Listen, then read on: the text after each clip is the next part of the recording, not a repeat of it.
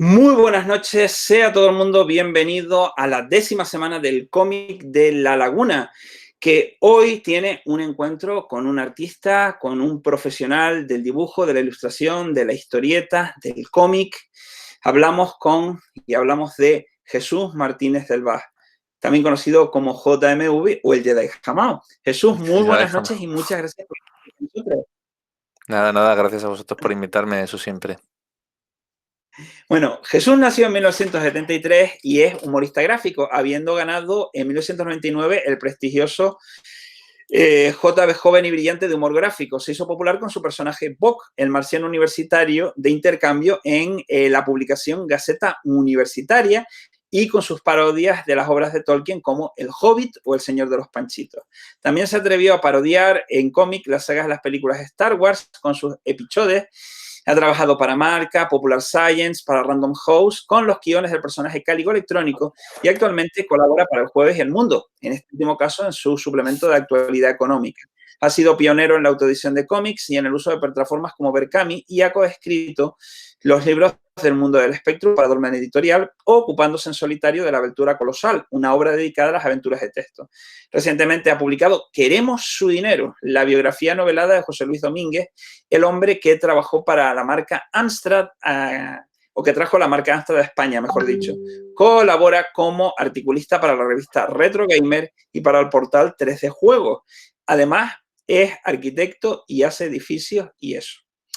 Aparte de la presentación que Jesús nos ha dado, yo también tengo que indicar que se trata de una persona que ha desarrollado un profundo cariño por esas cosas que por generación yo también les tengo profundo cariño, que es aquellos videojuegos con los que descubrimos el mundo de la informática y crecimos, razón por la cual, aparte del mundo del Spectrum, tienes un podcast que también está centrado en la reivindicación del mundo de 8 bits, que vive una especie de nueva primavera gracias a la recuperación de los formatos y de nuevos juegos para estos formatos clásicos. Y para mí me resulta particularmente complicado a veces visitar tu hilo en tweet o leer alguno de tus libros, porque uno no puede evitar ese nudo en la garganta que da la nostalgia de volver a encontrarse con aquellos títulos y recordar aquellas tardes, aquellas meriendas, aquellos encuentros con compañeros de instituto y aquellos cabreos soberanos cuando la puñetera cinta del puñetero videojuego no quería cargar. Así que francamente no sé darte las gracias o ponerte una demanda por daño moral o sentimental. Bueno, Bueno, espero que no me demandéis. bueno, empezando por tus orígenes, tus primeros dibujos se pueden encontrar precisamente en las revistas del ámbito de la informática. Hay que decir, para aquellas personas que nos estén escuchando o estén viendo, que hablamos de una época en la cual Internet no existía, los ordenadores tenían no más de 128K de memoria, con lo cual muchas interacciones se desarrollaban en papel y por correo postal. ¿Cómo te planteaste el tema de empezar a hacer chistes y homenajes a costa de los videojuegos del momento y enviarlos a Micro Hobby, por ejemplo? Bueno, no sé, a ver, es que Micro Hobby tenía ahí una seccioncita de que publicaba dibujos de los aficionados, de los niños realmente, o sea, porque éramos niños, ¿no?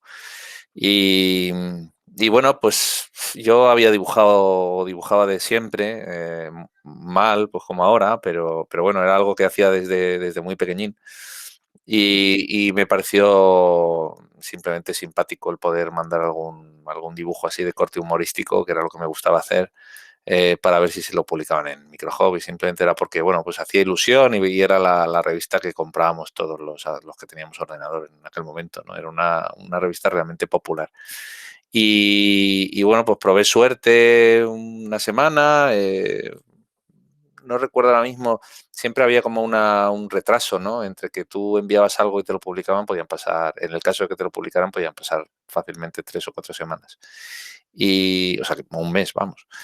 Y yo recuerdo que mandé primero un dibujito dedicado al Barbarian, ¿no? Que me sacaron ahí, bueno, con un juego como de tipo Conan y espadazos y tal, que me sacaron en una de las revistas. Y luego, bueno, pues mandaba de vez en cuando dibujos y chistes, ¿no? lo que hacía es que hacía pues un original y luego lo fotocopiaba, hacía una fotocopia en color y la mandaba. Y, y bueno, me publicaron un segundo dibujo, eso me animó pues a seguir enviando alguno más, me publicaron un tercer dibujo y bueno, pues nada, fue realmente una cosa anecdótica, pero bueno, fueron los primeros dibujos que me publicaron en una revista, en un medio de papel. Hubo uno en concreto además que lo mandé pues ahí como muy en plan ingenuo ahí pidiendo trabajo como dibujante y luego, bueno, pues apareció publicado. Lo que pasa es que se debió traspapelar mi nombre en el camino y tal, y apareció ahí como con unas interrogaciones, sin el nombre mío. Pero bueno, luego hablando con Amalio Gómez, que fue bueno, director de Micro Hobby durante tiempo, pues cuando se lo enseñé me decía, bueno, aunque no te lo creas, pero me acuerdo perfectamente de la carta, me acuerdo perfectamente del dibujo, porque tengo muy buena memoria. Y fue una cosa que, no sé, de pronto hablar con el director que abrió esa carta tantos años atrás y que te diga que la recuerda, porque además, bueno, me lo creo, o sea, y que ahí Amal es un hombre que efectivamente hace gala de una estupenda memoria, ¿no? Pues bueno, son experiencias que uno se lleva hablando con la gente tantos años después, ¿no? Una cuestión, ¿qué supone para ti el hecho de reencontrarte, o mejor dicho, encontrarte en vivo y en directo con personas a las que conociste a través de las revistas? Por ejemplo, me viene a la mente el desaparecido Alfonso Aspiri, la figura de Amalio, esa gente que estaba al otro lado de la publicación. ¿Qué supone para ti encontrarles, verles, poder comentarles, preguntarles, discutir incluso sobre aquellos tiempos? Bueno, esto es una cosa que siempre está ahí. O sea, quiero decir que hay veces que yo creo que nos falta el preguntar, ¿no? El dirigirnos a la gente para charlar con ellos, porque al margen de que tengamos una agenda así como más o menos apretada, pero bueno, que ahí estamos y que si alguien nos escribe, vamos, en mi caso, como en el caso de Aspirio, de tantas otras personas, pues no, vamos, no es que me vaya yo a comparar, ¿eh? Que yo no tengo nada que ver, pero que te diriges a gente que en principio te parece que no te va a contestar o que no te va a hacer caso y no es así, o sea, que te responden.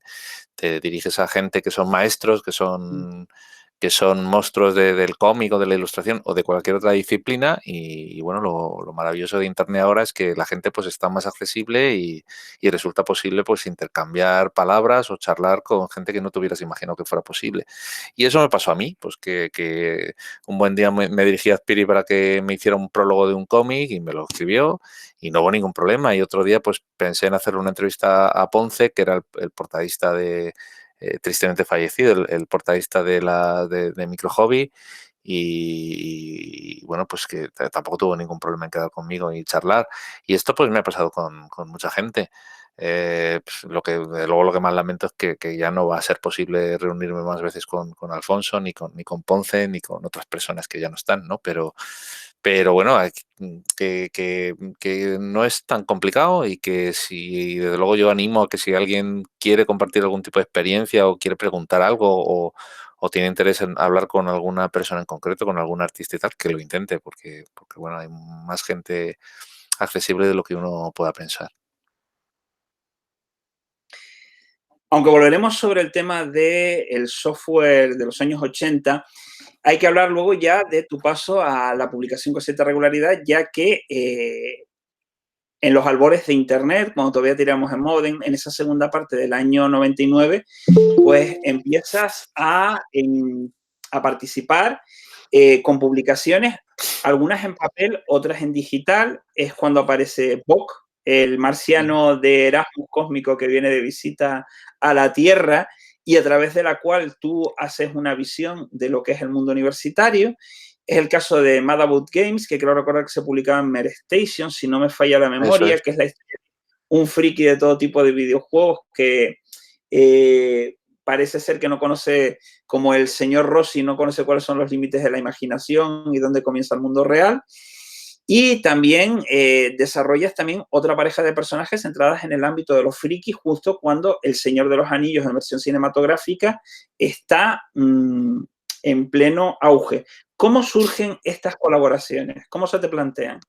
Yo profesionalmente empiezo a trabajar en el 94, ¿no? Es un poco la fecha, ¿no? Yo cuando empiezo a trabajar en Gaceta Universitaria y luego un par de años después empiezo a trabajar en unas gacetas locales de Madrid con unas viñetas de actualidad. Eh, digamos, ese es el comienzo. Es verdad que justo en el cambio de década, en el 98, 99, 2000, hay un boom de Internet y entonces ahí se produce una eclosión y se produce un momento de mucho trabajo, afortunadamente en esos momentos. Y empiezo a colaborar, como bien dices, pues con medios como Mary Station, que está experimentando, pues como muchos portales en aquel entonces, pues un boom y una explosión,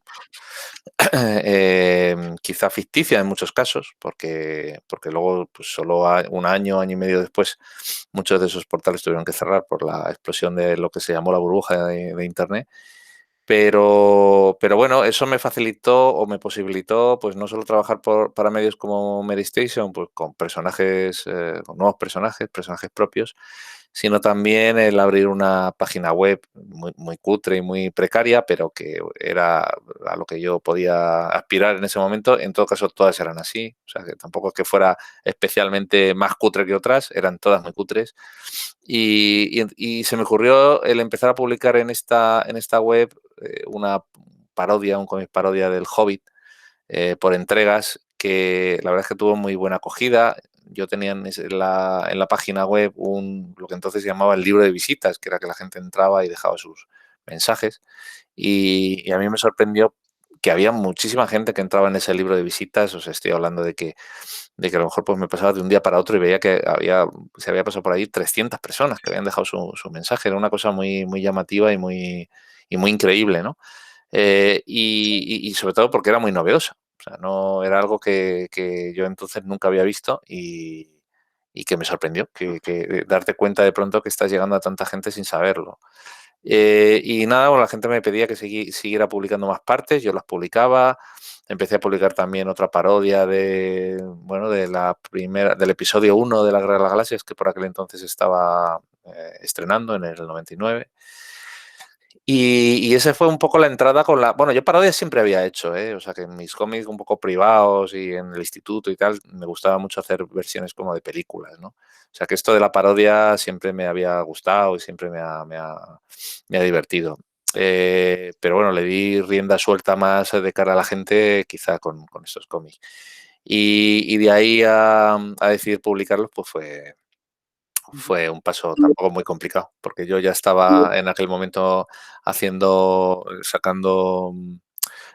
cómics autoeditados y bueno, pues simplemente aproveché esa inercia para sacar el cómic primero de la parodia del Hobbit y luego posteriormente ya los de la Guerra de las Galaxias. O sea que fue todo un proceso bastante explicado. Una vez explicado fue bastante lógico, o sea, bastante consecuente unas cosas con las otras.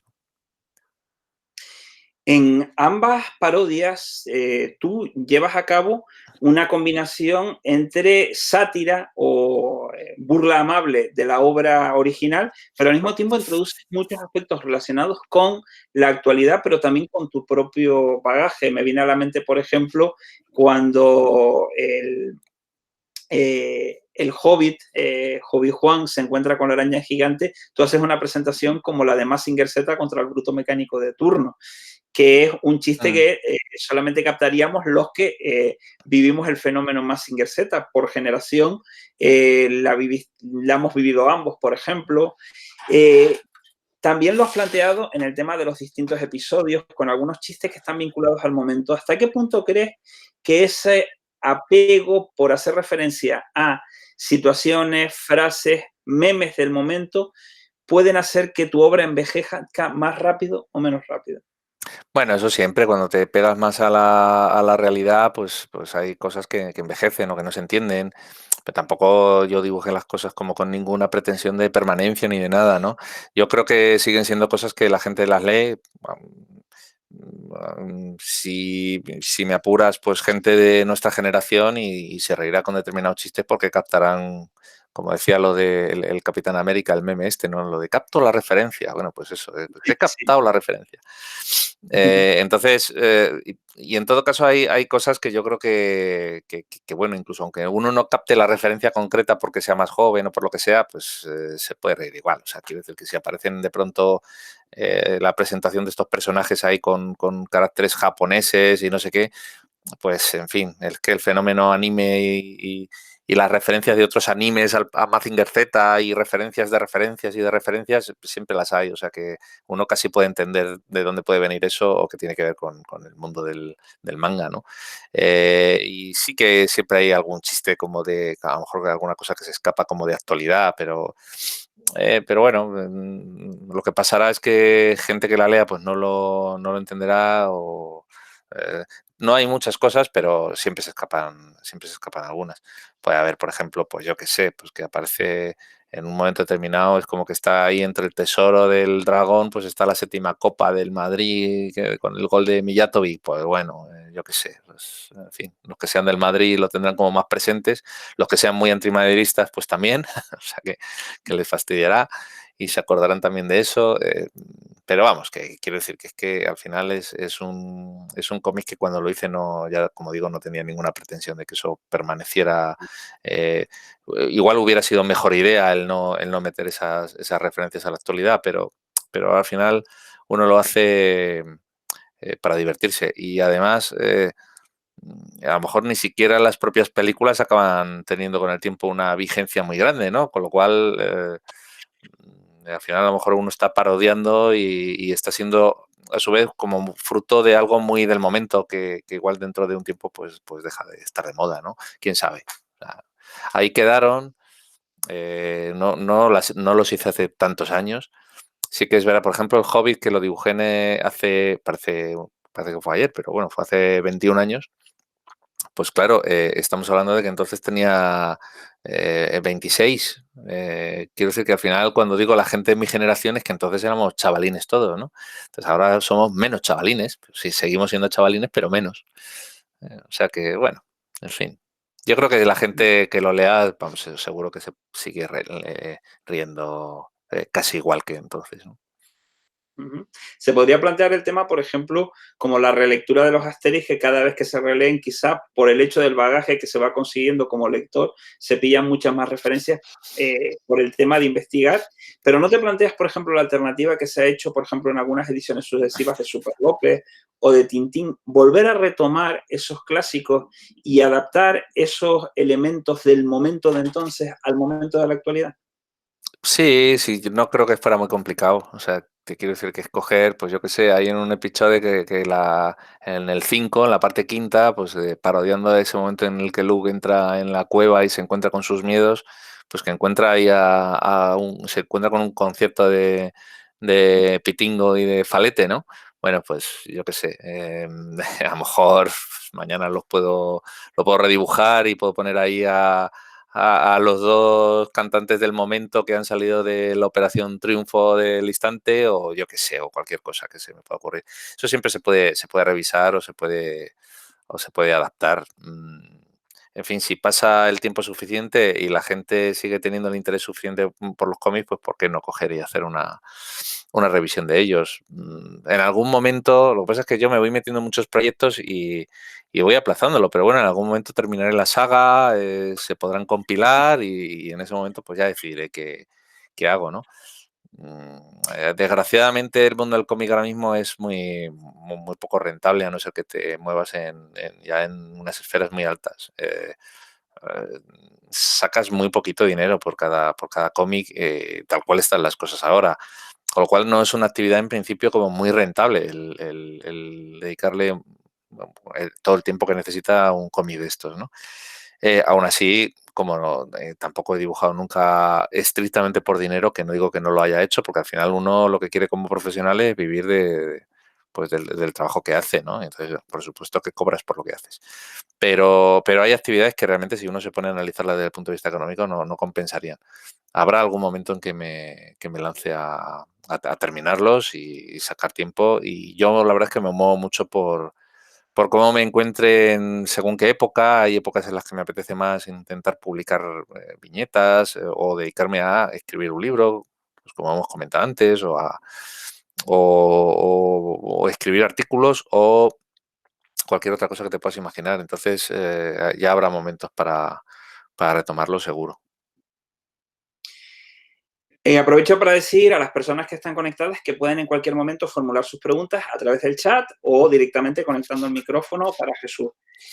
Y en todo caso, pues también al final de esta conversación, volviendo al tema de Bock, se podría decir que Bock es una obra más atemporal en el sentido de que yo la leí cuando era estudiante de posgrado y me sentí identificado por muchas vivencias como estudiante y cuando vuelvo a releerlas como profesor, veo muchas cosas que me han pasado como profesor. Es decir, es una crónica bastante acertada de lo que es la vida universitaria, al menos del periodo de tiempo en el cual Bock estuvo como publicación en activo y en la ficción Bock estuvo de estudiante de intercambio.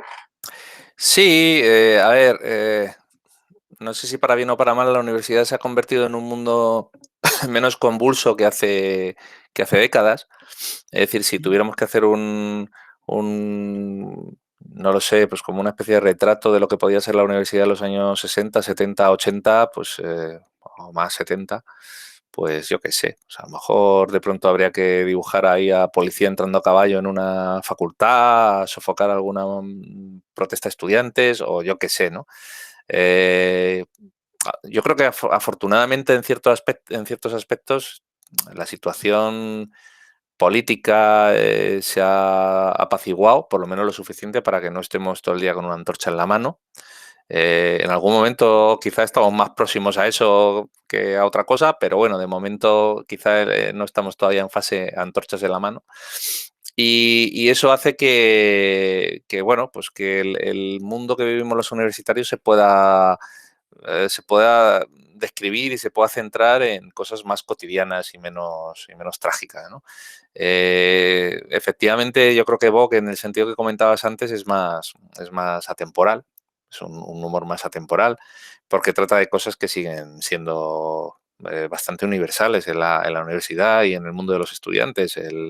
Las clases, la relación profesor-alumno, las revisiones de los exámenes se siguen haciendo, ahora menos, ahora con los confinamientos y con estas cosas telemáticas ya empieza a haber exámenes de otro tipo, pero bueno, hasta hace poco, con la normalidad que vivíamos antes, pues tú ibas a clase y te repartían el examen y tú lo hacías a mano con tu papel.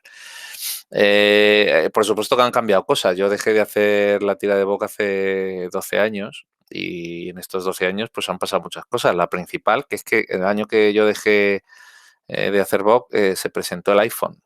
O sea, quiero decir, que yo cuando terminé de hacer Vogue no existía el iPhone. Entonces esto ya parece que es una cosa súper antigua, pero no es hace tanto. El iPhone lo ha cambiado todo, los smartphones, por no centrarlo en una marca, pero es cierto que el iPhone fue como un poco el punto de inflexión. Y esto ha cambiado el mundo mucho, ha cambiado el mundo, la forma de relacionarnos, ha cambiado muchas cosas, ¿no? Sí que hay alguna tira que yo recuerdo en la cual ya la gente estaba con los SMS, ¿no? Y con los tic, tic, tic, tic, ¿no? Entonces esto del tic, tic, tic ya, bueno, sigue habiendo tic, tic, tic. La gente, es una forma de expresar que alguien está escribiendo en el móvil, ¿no? No es que hagan tic, tic, tic, ahora no hacen ruido, ¿no? Pero, pero sí había algo ya de eso, porque era la actualidad que se vivía en ese momento y era un cambio que ya se estaba fraguando, ¿no? Las nuevas tecnologías en la relación entre alumnos, en la relación con profesores, en la relación en general entre todos, ¿no? Pero sigue habiendo multitud de cuestiones que son un poco iguales. El tema de asistir a clase, reservar los sitios. Quizá todo esto que está pasando, pues está cambiando eso de alguna forma, ¿no? El tema de físicamente cómo vivimos la universidad.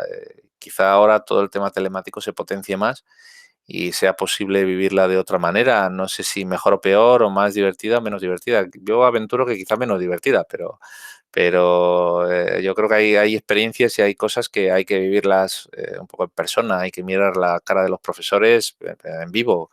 Igual que está bien que nos relacionemos, que es una gran ventaja el que yo pueda estar en la laguna, ¿no? De alguna manera, Pero bueno, yo las sensaciones de cuando está en la laguna, pues esas no me las quita nadie ni las puedo vivir así. La gente se creerá que la laguna, por estar en Canarias o tan cerca de Santa Cruz de Tenerife, pues que tú vas allí y hace un tiempo estupendo, incluso en estas fechas. No, en la laguna hace frío. Señores, en la laguna hace frío, es un microclima. Subes no sé cuántos mil metros en los 7 kilómetros que le separa de la capital y cuando llegas allí hace mucho frío. Cuando tú te metes en la Facultad de Bellas Artes, que es un edificio fantástico y precioso, que hay que estar allí, que tú lo ves en fotos y bien, pero hay que verlo allí porque es una maravilla, pues en las aulas hace mucho frío. Porque los arquitectos también cuando diseñan, pues se creen que allí, bueno, todo puede estar abierto, las ventanas, allí hace mucho calor y tal, pero no. En Canarias hay zonas donde hay que poner calefacción, porque es así. Bueno, en fin, que a lo que voy, que esas experiencias, pues, o las vive uno en persona telemáticamente, pues es complicado. Pero en fin. Yo tengo la esperanza de que volvamos en parte a la normalidad anterior y que tú puedas venir por aquí, más que nada porque hay una parte de la interacción cuando se organizan eventos de esta naturaleza presenciales que no se pueden plantear de forma telemática, es decir, el momento posterior, el ir a una vuelta, una interacción más cercana con el público, el ir a tomar unas cañas, que es algo que evidentemente la tecnología, al menos de momento, no puede compensar. Exactamente, no puedes hacer unas lentejas telemáticamente, o sea, las tienes que hacer con las lentejas delante. Y las cañas, pues lo mismo, y en fin, que te puedes tomar una cerveza aquí y tú sacar otra cerveza, pero bueno, en fin, como que no es lo mismo. Si la cerveza está allí, yo esa cerveza no me la puedo tomar, con lo cual, pues hay cuestiones que siempre van a seguir igual, ¿no? Bueno, ya ojalá haya ocasión en alguna vez de ir allí. Hay una cosa que a mí me gusta mucho siempre, que es el contacto directo con la gente, pues en las sesiones de firmas. Yo cuando voy a cualquier evento de cualquier tipo, pues a participar en alguna charla o simplemente pues por estar por allí, pues hay una cosa que para mí es una suerte o es un privilegio, que es que pues los aficionados o la gente que me conoce me pidan dibujos y compartan conmigo pues alguna charla, ¿no? Entonces, ese momento de la dedicatoria y de poder hacerles algún monigote es muy especial para mí y además es bonito y yo creo que a la gente le gusta el ver cómo trabajas, cómo lo haces, cómo te mueves cuando estás haciendo un dibujo de este tipo, ¿no? Y eso a distancia, pues no, es un tipo de interacción que pierdes, ¿no? Y realmente a mí casi diría que es el tipo de interacción más valiosa para mí, ese contacto con el aficionado cuando lo tienes cara a cara y cuando hablas con él. Ojalá que la situación se normalice lo suficiente en el futuro como para que eso lo podamos recuperar, porque sinceramente pues yo perdería una parte muy importante de mi actividad y de mi profesión si eso se llegara a perder. Espero, vamos, estoy convencido de que en algún momento eso se recuperará. Antes de continuar, tengo que dar un apunte. Como profesor que he sido de la Facultad de Bellas Artes, alguien tuvo la felicísima idea de que las cerraduras de las puertas de los despachos estuvieran puestas a ras del suelo, con lo cual hay que hacer una genuflexión cada vez que uno quiere abrir la puerta.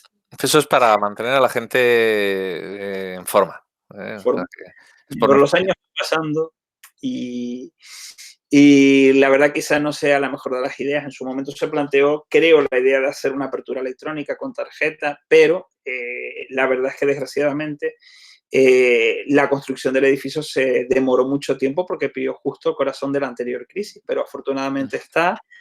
La titulación y la facultad tienen un edificio a la altura de sus necesidades, que era lo importante, pero efectivamente no exento de ciertas singularidades. Es un edificio que es maravilloso. Yo lo vi antes de la inauguración la última vez. Y bueno, la verdad es que es una pasada. Lo que no lo he visto es en funcionamiento. O sea, con los usuarios dentro. Yo digo, Pero bueno, yo hago 4 cursos. La verdad es que está muy bien desde mi punto de vista porque es maravilloso el tema del jardín, esa disposición, esa forma del infinito.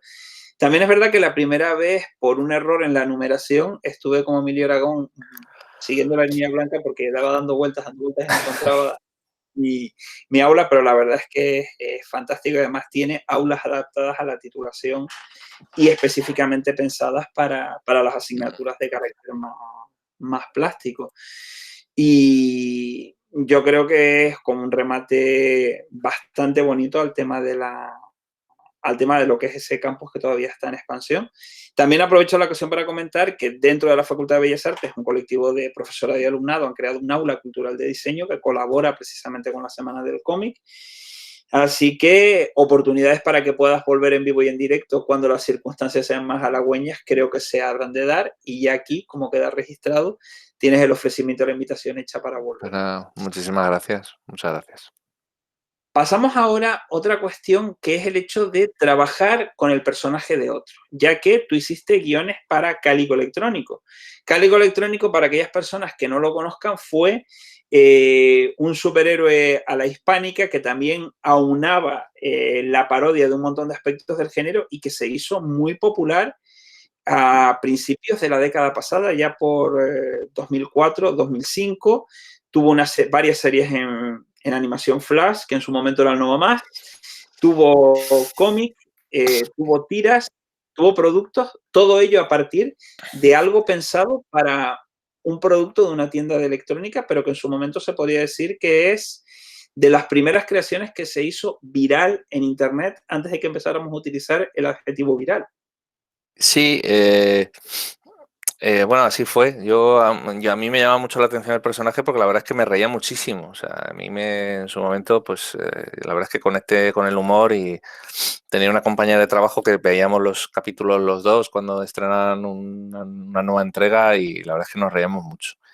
Y el caso es que, bueno, pues en un momento determinado contacté con Nico o él contactó conmigo y bueno, pues él conocía mis cómics, yo conocía lo que él hacía y bueno, se propuso ahí una colaboración entre los dos, que surgió fundamentalmente con motivo de los cómics, ¿no? De los cómics que va a editar Random House. Y bueno, Nico lo que estaba en ese momento más interesado era en mi faceta de guionista. Entonces, pues en eso nos centramos. Trabajé con una serie de guiones y con una serie de historias muy locas. Había un dibujante en ese momento asignado y con él trabajé para intentar trasladar esos guiones a viñetas, ¿no? Y trabajé de guionista. O sea que, bueno, pues fue digamos, un trabajo muy singular y para mí muy divertido. Y luego también lo que colaboré fue en algún guioncito de pequeñas cápsulas de animación, incluso de ideas que se habían volcado en el cómic que eran muy divertidas y que luego, bueno, pues se trasladaron a pequeños fragmentos de animación y algunos de ellos pues están por ahí en la red. O sea que es una cuestión de buscarlos y por ahí estarán. Y ahora, actualmente, estás colaborando para El Jueves y para el suplemento de actualidad económica del mundo. ¿Cuál es la función que desarrollas en cada caso? Bueno, en la actualidad económica terminó recientemente, de una forma pues triste para mí, porque llevaba en la revista, pues, ya no sé los años, pero vamos, 10, 12 años, no me acuerdo, o sea, llevaba mucho tiempo pasando por diferentes fases, por muy diferentes fases. Yo lo que veo al final con determinadas revistas y con determinados suplementos es que van siguiendo como patrones de destrucción de, de cabeceras muy tristes. O sea, lo vas viendo venir como pues que de pronto le cambia la periodicidad, de pronto empiezan a investigar eh, como nuevos formatos, luego deciden integrarlo en otro periódico como suplemento y luego a partir de ahí, pues, en fin, lo cierto es que con Gaceta Universitaria pasó y espero sinceramente por los compañeros que trabajan allí que no pase con la actualidad económica, por descontado. Ojalá siga estando integrado en el mundo durante mucho tiempo y porque es una cabecera histórica y que siga con vida durante mucho tiempo. Pero bueno, el caso es que con esta crisis pues en determinado momento hubo una reducción de colaboradores, cosa también muy típica en las revistas, y bueno, pues mi viñeta y mis ilustraciones pasaron a mejor vida. Bueno, es un poco así la vida de las revistas y la vida del papel es así y no pasa nada, pues ya surgirán otras cosas y ya está. Allí hacía ilustraciones para las columnas que escribía Carlos Rodríguez Brown, que también dejó la publicación, y hacía unas viñetas de actualidad, bueno, que eran, en su momento fueron semanales, luego pasaron a ser mensuales, luego pasaron a ser semanales otra vez. Y es una pena porque sinceramente eran viñetas que tenían un nivel, pues, vamos, totalmente suficiente para poder estar ahí en el periódico y que cumplían su cometido perfectamente. Pero bueno, son cuestiones al final que no tienen nada que ver con lo que uno hace, sino con temas económicos. Y bueno, pues una pena. Mientras duró, pues fantástico. Y en el jueves, pues bueno, llevo colaborando ahí ya 5 años y pico, 6 años con ellos. Eh, y también se han pasado por diferentes fases. No es en general un momento, bueno, en general, hace ya años, ¿no? No es un buen momento para la prensa, no es un buen momento para el papel. Los kioscos están desapareciendo, el mercado se está transformando, pero es algo con lo que hay que vivir porque no queda más remedio. E incluso la propia profesión de humorista gráfico, pues lentamente va convirtiéndose en algo, yo no sé si anacrónico. Yo sigo insistiendo en que es una cosa muy necesaria y que tiene un gran impacto y un gran funcionamiento. Solo hay que ver la repercusión inmensa que tiene en redes sociales y en cualquier ámbito, y en la propia prensa, un buen chiste, una buena viñeta, ¿no?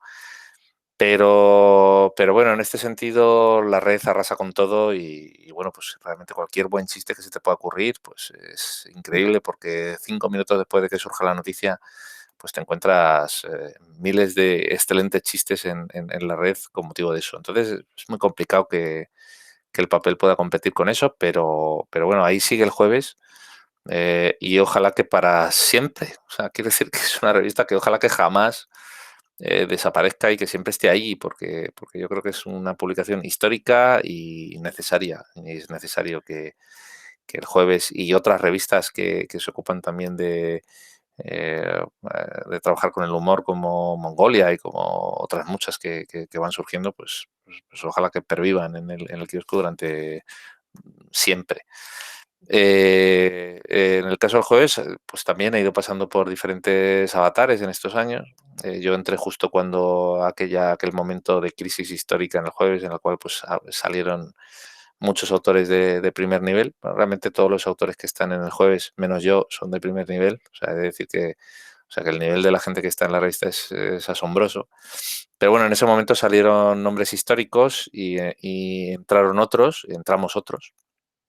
Y bueno, pues desde entonces estoy allí. Ha habido cambios en estos años de dirección y ha habido cambios de línea editorial y de criterios. Y bueno, pues el caso es que yo he intentado siempre pues estar ahí, aportar lo que he podido, y tener la mejor relación posible con compañeros y con dirección. Y yo estoy muy agradecido de que sigan contando conmigo y que sigan dándome la oportunidad de publicar mi trabajo y mis viñetas, ¿no? Ahí seguimos. Vamos a ver si realmente el jueves es envidiable cómo está aguantando toda esta crisis, es increíble y bueno, y es gracias pues a la calidad, desde luego, de la revista y de la gente que está allí. Vamos a ver si puede durar, pues como digo, mucho tiempo. Puede resultar curioso el tema de que hayas estado colaborando y compaginando durante los últimos 6 años una participación en dos medios cuya orientación, incluso ideología, no es exactamente coincidente. Bueno, pero yo en ese sentido no, o sea, primero que uno, o sea, puestos a criticar, hay tanto que criticar en todos lados. Yo creo que en este sentido conviene liberarse también un poco de ideologías y de hecho yo nunca he criticado, por ejemplo, en actualidad económica nada que no quisiera criticar y hay que decir que en Actualidad Económica, que durante muchos años ha estado dirigido por Miguel Ángel Belloso. Miguel Ángel Belloso es él ha reconocido muchas veces su afinidad ya no solo a ideología de derecha, sino a Vox. Quiero decir que ha sido un hombre y es un hombre muy polémico, radical en su pensamiento y muy claro también, ¿no? Y yo lo que tengo que decir es que él nunca ha cuestionado ni la gente con la que bueno, la gente que ya no solo el director, sino la gente que ha estado en otras funciones de adjunto de dirección, etcétera, nunca han cuestionado lo que yo haya podido hacer en una viñeta y a quien haya podido criticar. Es decir, que yo he criticado, igual que hago en el jueves, que tiro dardos a derecha e izquierda, pues eso mismo hice en la actualidad económica y nunca ha habido, o sea, no digo que no pase y pasa, ¿no? O sea, y a mí me ha pasado que de pronto pues te dicen, oye, esta tira, esta viñeta, esto no. Pero yo nunca he tenido ningún problema allí, es decir, que todo lo que he hecho se ha respetado y se ha tratado pues como si fuera una columna más de opinión. Y se me ha respetado muchísimo en ese sentido. Se me ha dado mi espacio y bueno, no puedo decir otra cosa, que siempre han respetado lo que he querido dibujar sin mayor historia, ¿no? Sin mayor problema. En el jueves exactamente igual. O sea, no te puedo decir otra cosa. Quiero decir eh, que nunca ha habido problema por meterme con lo que haya querido meterme. Yo he publicado viñetas críticas contra Podemos, viñetas críticas contra el PSOE, viñetas críticas contra el PP. eh, por número, a ver, creo que hay bastantes más que son críticas con el PP y infinitas más críticas con Vox y muy explícitas que contra el PSOE, contra Podemos, ¿no? Bueno, pues es así, pero, pero, pero realmente no, vamos, en mi forma de trabajar y en mi visión de las cosas siempre está el ser crítico. Y allá donde mires hay mucho que criticar. Y se puede hacer una labor crítica de muchas maneras. Se puede ser sutil, se puede ser bestia sacando el hacha, se puede hacer de muchas maneras a condición de que siempre procure ser gracioso, ¿no? Es decir, si lo que haces no tiene gracia y no contiene una parte de verdad, pues entonces mal, ¿no? Eso es lo que intento. Tener siempre espíritu crítico y sí que es cierto que siempre no hay que perder nunca de vista que la actividad crítica más sana siempre tiene que estar dirigida contra el poder. O sea, criticar al poder yo creo que es obligatorio y eso nunca hay que perderlo de vista, es la crítica al poder, ¿no? Esté quien esté. Entonces eso también nunca hay que perderlo de vista. Hay una cuestión al hilo de eso que te quería plantear, pero que te la voy a plantear en dos ocasiones. Ahora, la primera, y luego cuando hablemos del tema de los videojuegos, que es el tema de la situación que estamos viviendo con una especie de prevención que se vincula a lo que se va a llamar la cultura de la cancelación. Es decir, ¿cómo percibes tú como historietista, como humorista gráfico, la figura de esto me ofende, retírese, esto me ofende, cancélese, o incluso cuando se abre la puerta a la posibilidad de querellas, denuncias, etcétera? Yo es que tengo una mentalidad para eso o sea, yo creo que nada debiera censurarse. Y yo lo único que he comentado en alguna ocasión que sí que debiera estar sujeto a una censura o una limitación es todo lo que tenga que ver con ideología nazi. Ujú. Dicho así, que cada uno entienda lo que quiera, ¿no? Pero todo lo que tiene que ver con eso, con el nazismo, con mentalidad neonazi, o sea, yo ahí, digamos, está mi línea, ¿no?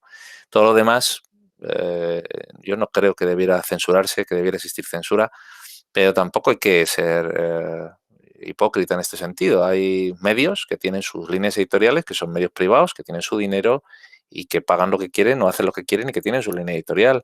Entonces, bueno, pues ellos saben o sabrán lo que contratan, lo que quieren ver publicado en su revista y ya está.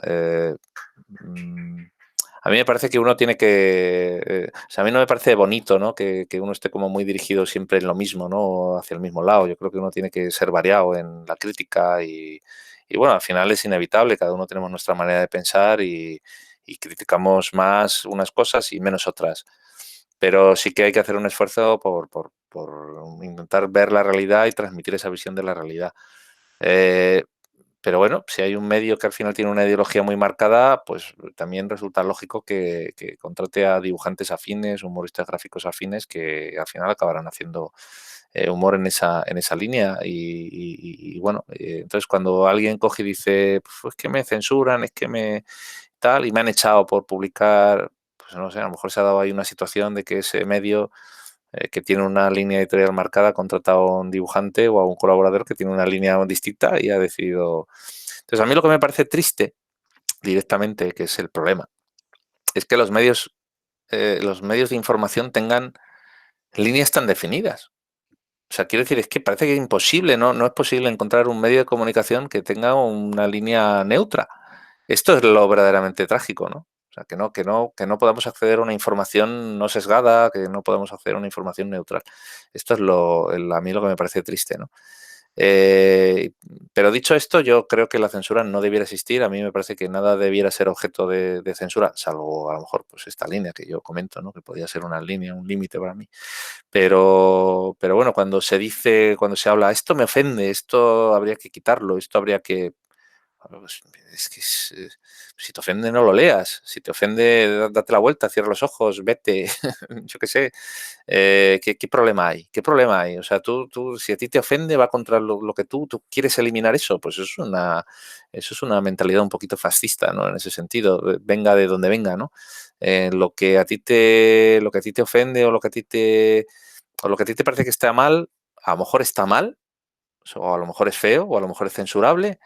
Eh, mm, bueno, pues esa persona o el que ha emitido esa opinión o el que ha escrito ese libro, pues bueno, debiera encontrarse con la consecuencia de que nadie se lo compre o nadie le vea o nadie le haga caso y entonces pues las editoriales le dejarán de publicar y los medios le dejarán de contratar, ¿no? Eso es lo que debiera pasar.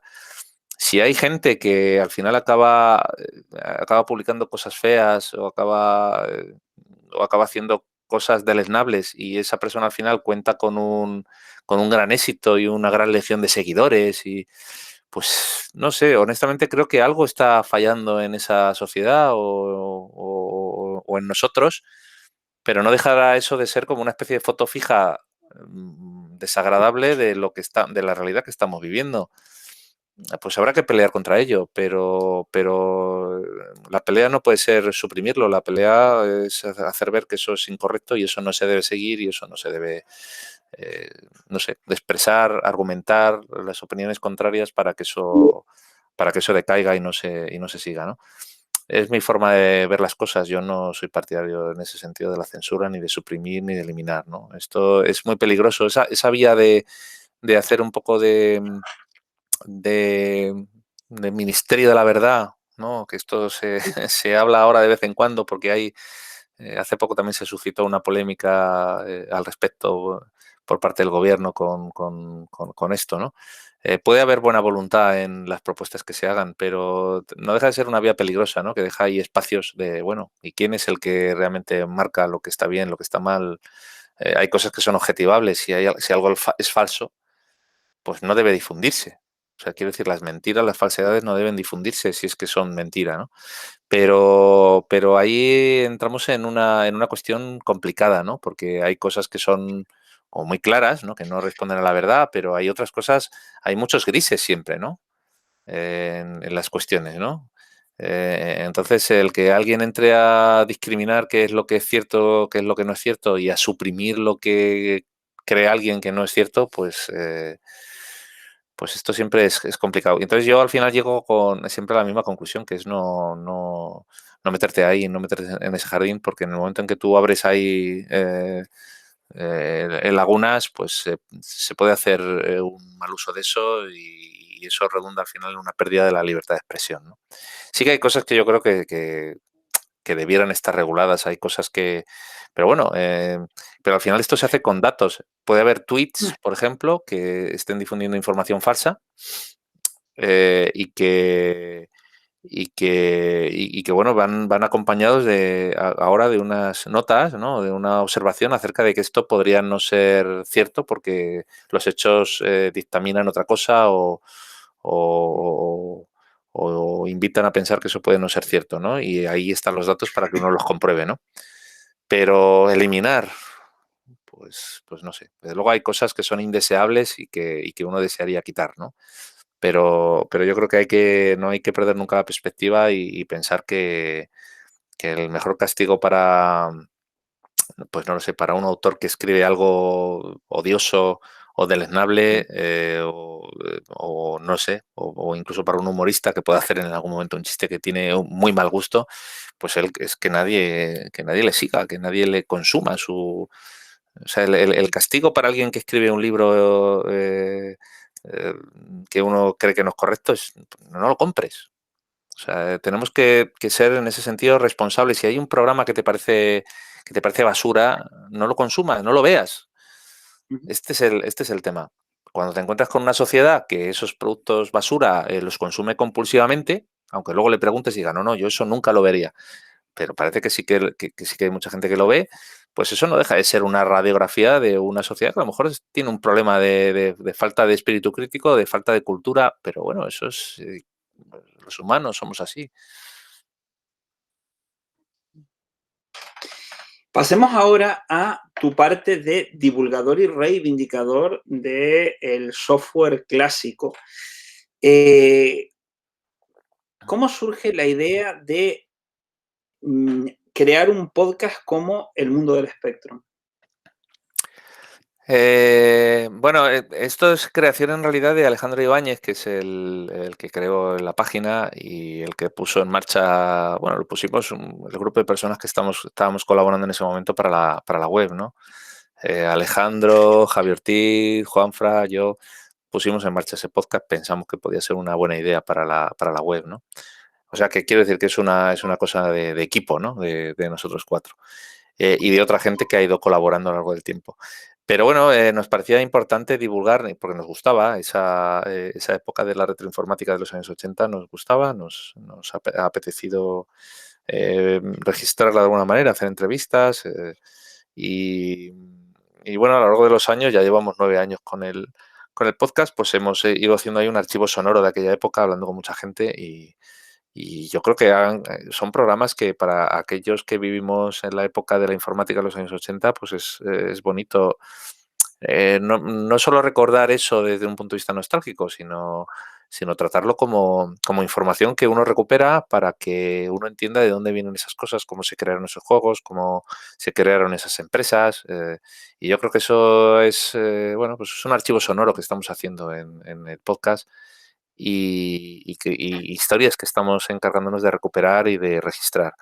En eso enmarco, por ejemplo, pues las charlas que he podido tener con Azpiri, con Ponce y con otra gente, porque el tema de la informática de aquellos años es un conglomerado de artistas, de portadistas, de ilustradores, de grafistas, de programadores, de empresarios, de escritores en revistas. Bueno, lo que es una industria. Una industria tiene muchas facetas y tiene muchas ramificaciones y hemos tocado un poco de todo.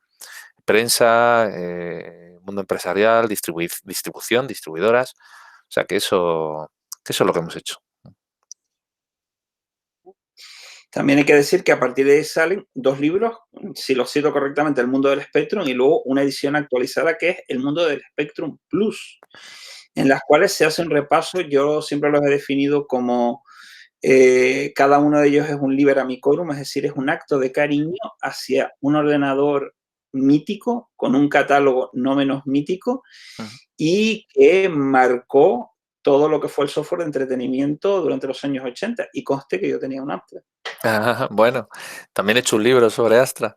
El libro del espectro, vamos a ver, son dos libros distintos. Esto fue seguramente una mala elección de título por nuestra parte, pero cuando lo llamamos al mundo del Spectrum Plus, hay gente que lo ve y dice, ostras, esto debe ser una edición ampliada, y es verdad que el título invita a eso. Pero son dos libros que no tienen nada que ver. Y bueno, sí, desde luego son actos de cariño y de amor, eso vamos, te lo puedo asegurar. Eh, bueno, es una manera como de compilar en libro todo aquello que hemos estado haciendo en la web y en los podcasts. Y bueno, pues nosotros desde luego estamos muy orgullosos del resultado, y al final siempre hacer un libro es una cosa especial, es una cosa muy distinta a hacer un podcast o a cualquier otra cosa. Y no sé por qué, pues la gente sigue pensando que lo que queda en un libro es como que si tuviera más valor que lo que se hace en un podcast o en otro medio, ¿no? Parece que Internet siempre tiene esta cosa efímera de que la información se puede perder, y es verdad, por cierto, que la información pues tiende a perderse, y parece que esto del papel y de las bibliotecas milenarias pues que tiene una cosa más de permanencia. Y en los libros sigue pasando lo mismo, que parece que el papel está retrocediendo, etcétera, pero siempre hay el papel al final tiene algo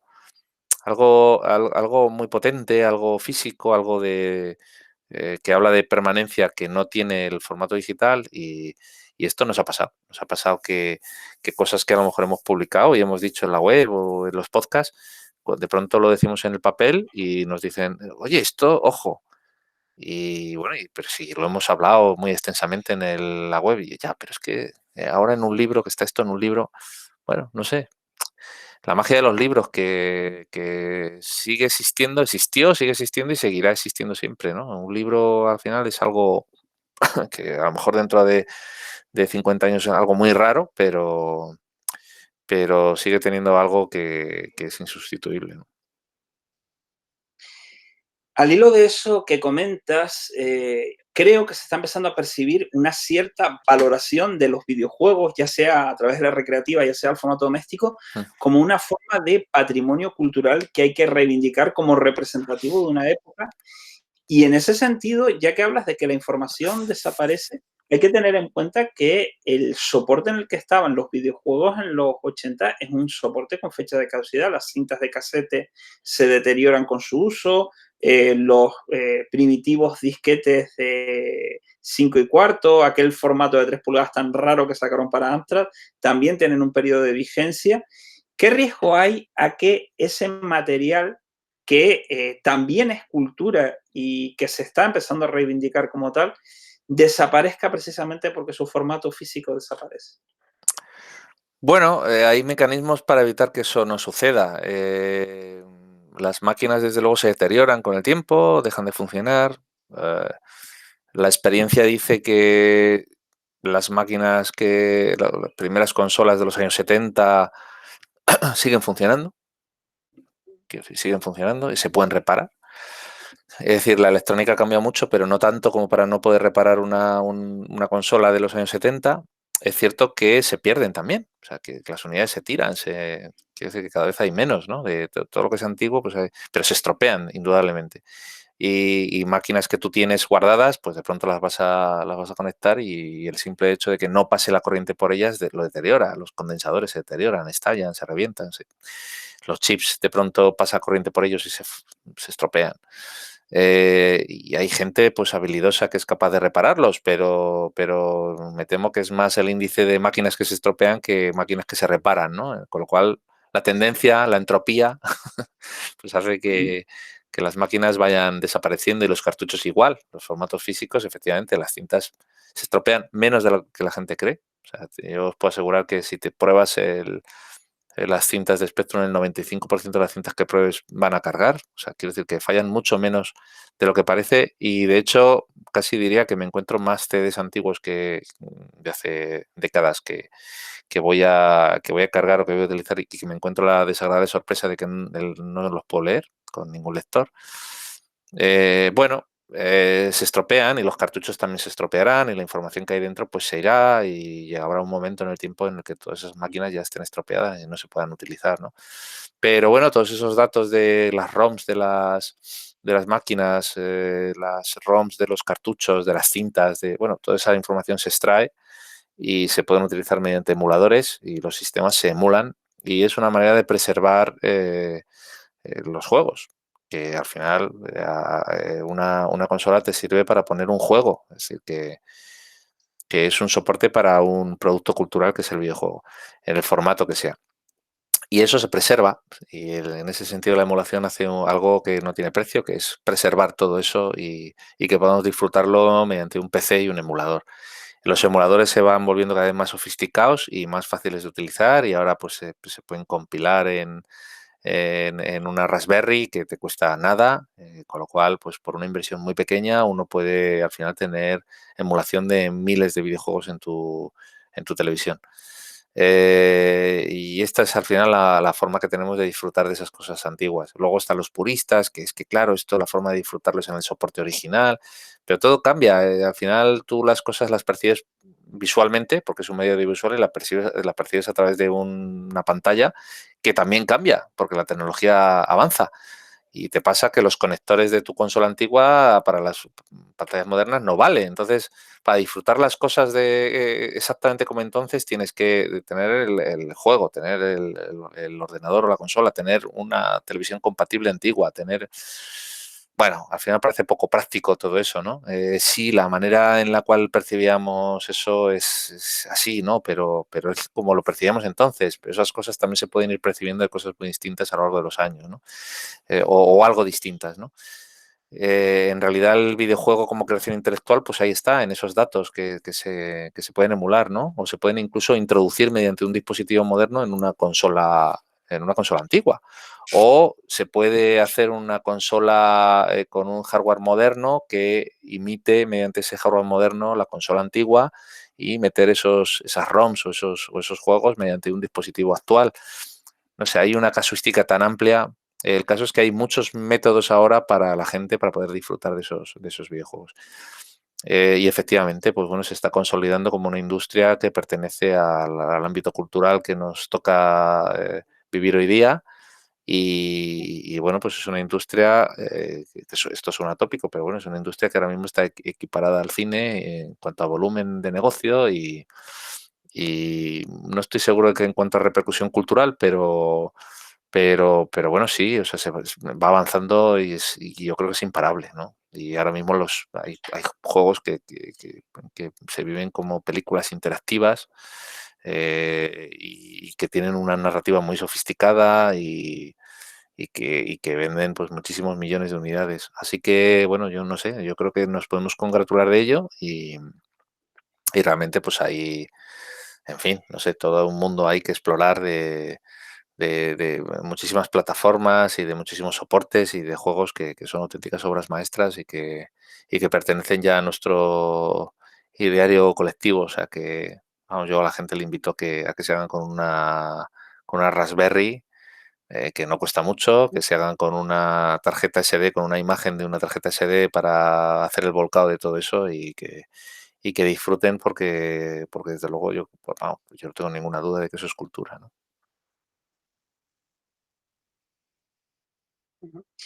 De todas formas, ¿no crees que se nos está yendo un poquito la mano con eso de la nostalgia? Porque eso del formato original también trae consigo muchos contratiempos, desde que el juego no cargara, tener que ajustar el tornillo del azimut de la casetera para que tal juego cargaran, juegos que tenían ya, por ejemplo, algún tipo de defecto de programación que los hacía que no se pudieran terminar, la dificultad exacerbada, el sistema de ensayo y error. ¿No crees que la distancia hace que veamos con ese cariño de otros tiempos cosas que a día de hoy no querríamos volver a ellas ni amarrados?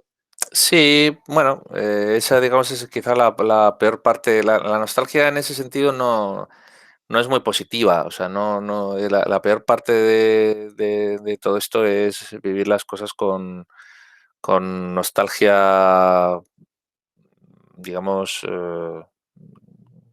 inútil, ¿no? Es decir, que no aporta nada, que es simplemente decir, bueno, esto es, me interesa por revivirlo, por revivir o qué bonito era aquello, o vamos a recordar cómo era este juego, o vamos a... Esto de recordar, esto de, no sé, yo creo que hay una aproximación al videojuego más, bueno, pues más objetiva, más desde el punto de vista del estudio de lo que fue.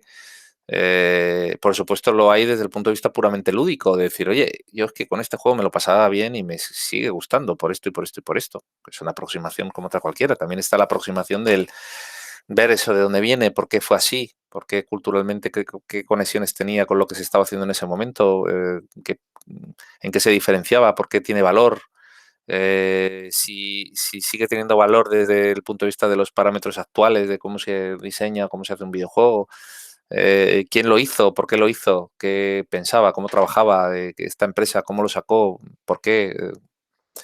No sé, hay muchas cosas que circulan en torno o que están en torno a un videojuego que la mera aproximación puramente nostálgica de, oh, que yo me acuerdo cuando, pues en fin, cuando estaba con mis amigos, cuando, bueno, no sé, pero puede ser un punto de entrada. O sea, quiero decir que eso indudablemente, el tema de la nostalgia hace que puede ser un enganche, ¿no? Y a partir de ahí tú puedas tirar y enganchar a la gente en una vía que tú crees que es más, que es más productiva, ¿no?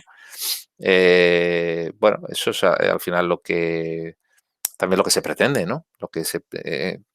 Esta labor un poco didáctica y de divulgar consiste también en eso, en decir, oye, chicos, esto no es solo una memoria que tenemos ahí de tiempos pasados, sino que fijaos lo que hay detrás, ¿no?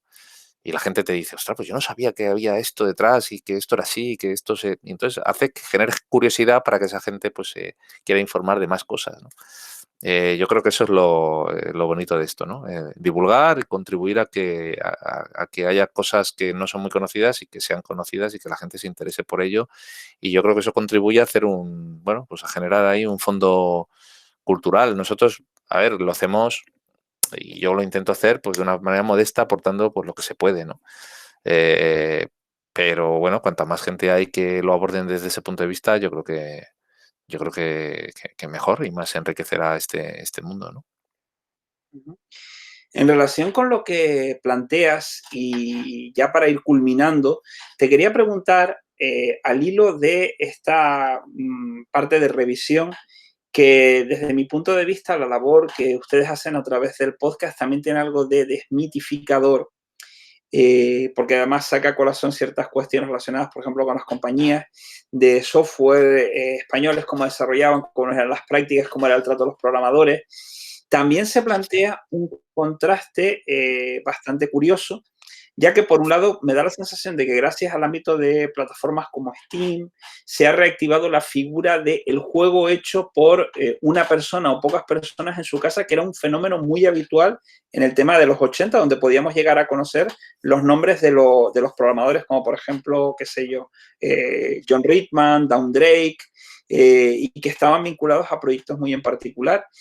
Pero por otro lado, me pregunto cómo se ve desde la perspectiva actual cierto tipo de elementos que quizá hoy entrarían dentro de lo políticamente incorrecto. Te voy a poner dos ejemplos, yo creo Mm. que paradigmáticos, del software de 8 bits. La portada de Barbarian y Target de Renegade, la segunda de las fases, la que se desarrolla en un barrio rojo, en un barrio de prostitución.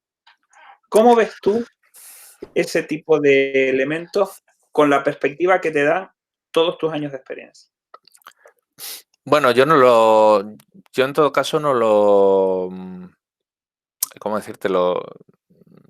Yo no lo veo particularmente, ni lo vi en su momento particularmente escandaloso, ni lo veo ahora particularmente escandaloso. Quiero decir que la incorrección política es muy sana,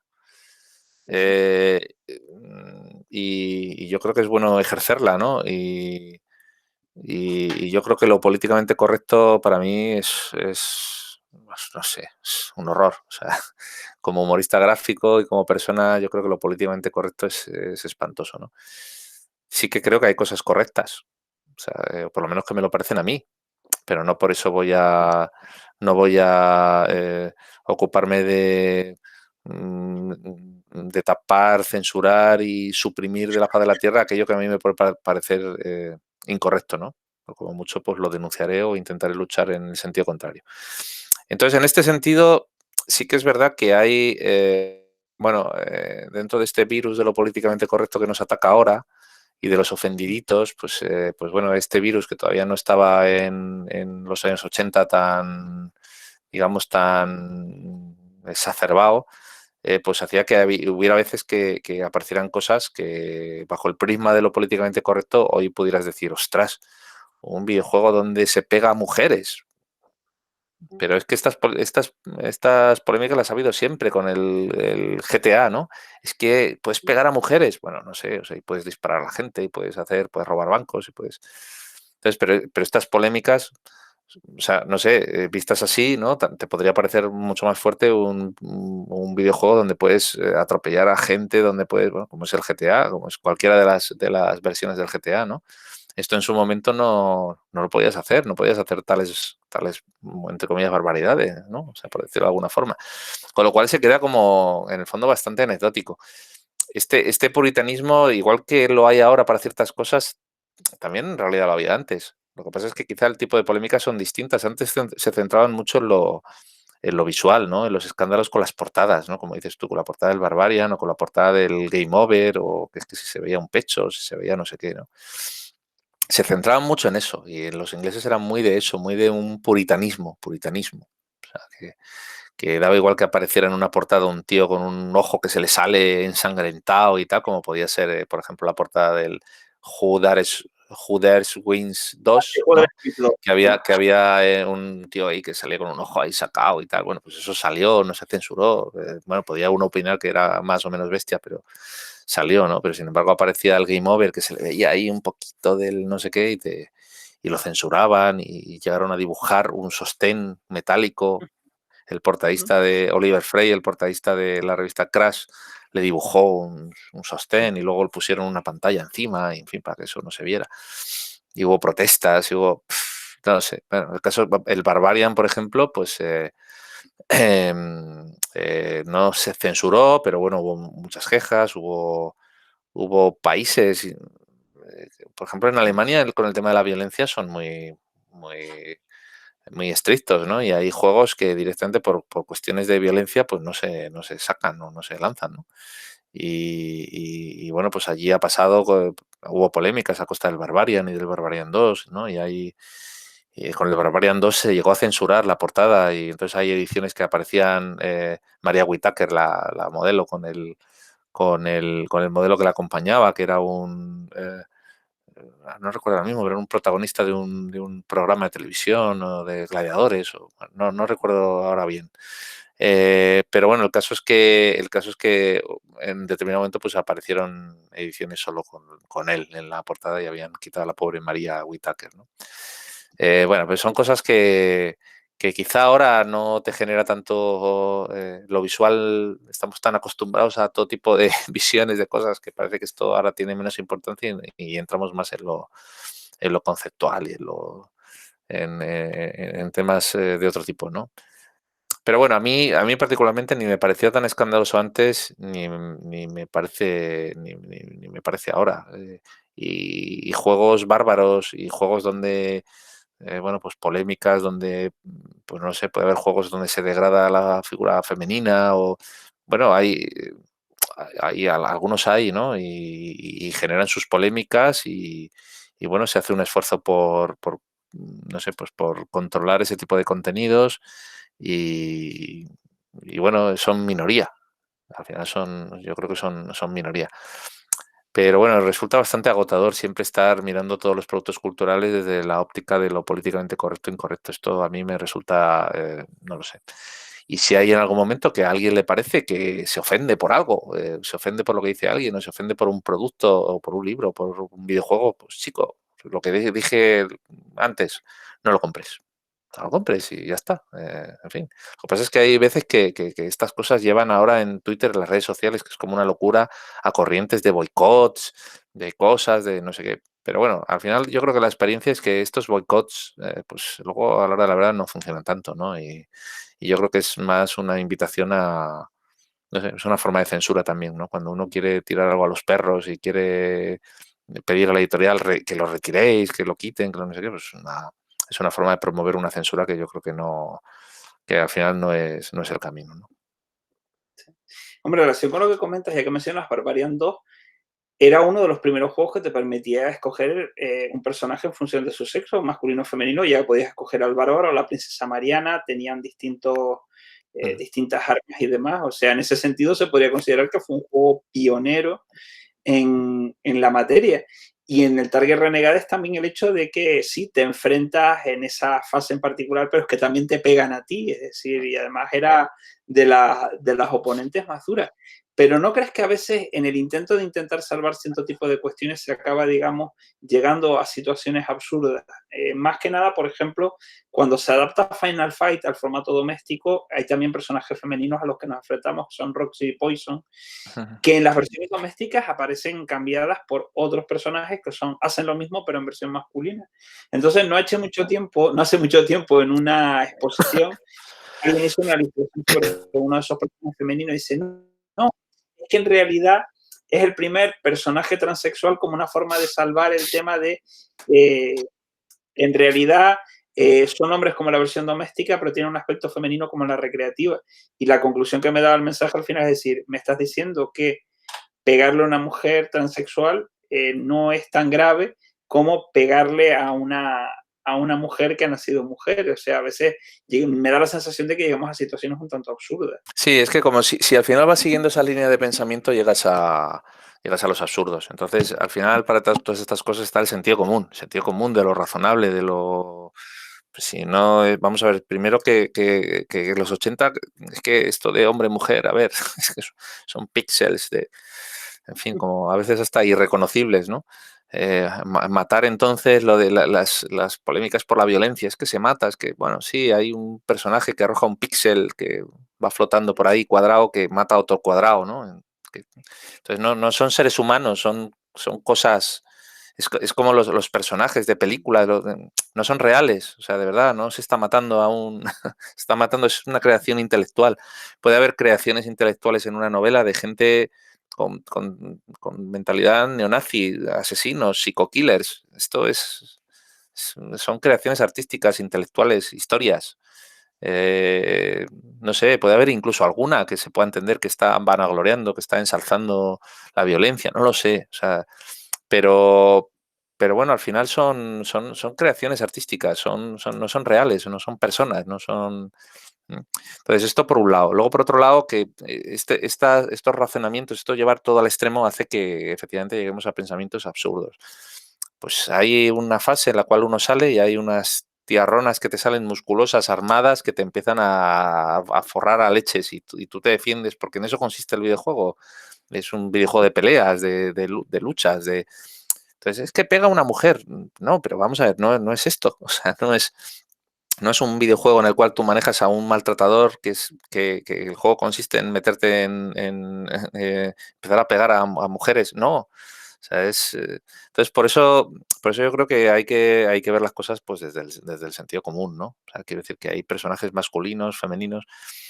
Todo esto ha ido progresando mucho. Y vamos, yo particularmente me congratulo de ello. Quiero decir que tú cuando estás jugando a The Last of Us, pues manejas a personajes femeninos que mata a personajes femeninos y que, quiero decir, bueno, o sea, lo importante es que eh, digamos, el tema el tema de la mujer y el tema de los personajes femeninos no esté estigmatizado, no esté arrinconado, no esté se vaya adoptando con naturalidad y que el papel, digamos, femenino esté normalizado a todos los niveles, pero claro, en los niveles positivos, en los niveles creativos, en los niveles, en las empresas, en los trabajos, y bueno, y como personajes positivos y negativos. Y quiero decir que todo esté, digamos, normalizado en ese sentido. Y hay empresas que yo creo que están haciendo un esfuerzo importante por incorporar en sus bueno, está también la polémica esta de las cuotas y todo esto, ¿no? Que es todo muy aburrido y muy pesado. Pero me parece que mientras no haya, digamos, una verdadera igualdad, pues yo creo que el potenciar, el que haya una discriminación positiva, etcétera, pues yo creo que es bueno, ¿no? Es decir, porque no hay una situación ahora mismo de igualdad. Yo creo que todo eso hay que potenciarlo, hay que favorecerlo y hay que esforzarse porque eso funcione. Yo he hablado con programadores que en los 80 me han confesado que el hecho de elegir un personaje femenino para un videojuego, esa elección, perjudica las ventas. O sea, ha perjudicado las ventas, ¿no? Yo creo que en ese sentido en el videojuego todo cambió con Lara Croft, ¿no? Y con Tomb Raider, pero realmente es que han sido muchísimos años en los cuales la mera elección de un personaje protagonista femenino ha lastrado las ventas de un videojuego, ¿no? Y esto es una cosa pues triste, ¿no? Que hemos estado viviendo. Por supuesto que ha habido personajes femeninos en la industria del videojuego, ¿no? Pero muy poquitas, muy poquitas. Ujú. Uno dice, bueno, pues sí, ha habido mujeres, ha habido programadoras, ha habido la primera programadora creadora de videojuegos con la Atari, con el... Sí, pero ha habido muy pocas, muy poquitas. Han sido ejemplos muy contados y que además han sufrido todo tipo de vejaciones por parte de sus jefes y por parte de la industria, ¿no? Y que han sido tratadas como, bueno, pues desde un punto de vista sexista en revistas y esto ha sucedido. Pues sí, claro que las ha habido y en todos los ámbitos empresariales ha habido mujeres, pero muy pocas. Y ahora hay más, y cada vez hay más, y cada vez se incorporan al mundo como jugadoras y como diseñadoras, y como, bueno, pues yo creo que en ese sentido todo es muy bueno, ¿no? Y, y bueno, pues digamos, cuando ha habido polémicas, pero con una base fuerte y con una base real, pues yo creo que todo esto ha ayudado a visibilizar un problema como sociedad que tenemos y un problema que es como hombres, pues es nuestro también, sin duda alguna. Es decir, es un problema que hemos creado nosotros, ¿no? Entonces tenemos que forzarnos y asumir eso para intentar cambiarlo. Eh, pero no podemos llevar los discursos a puntos absurdos, porque esto nos lleva casi a lo cómico, ¿no? A lo cómico, pero que encima tiene consecuencias a veces muy desagradables, ¿no?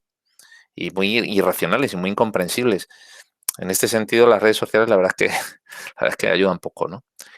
Se crean allí muchas polémicas y muchas cosas muy irracionales, ¿no? Pero bueno, en fin, yo creo que en todo en la vida hay que moverse en el tema del sentido común y sabiendo cuáles son los problemas que hay que solventar y rectificar, pues como sociedad y como industria.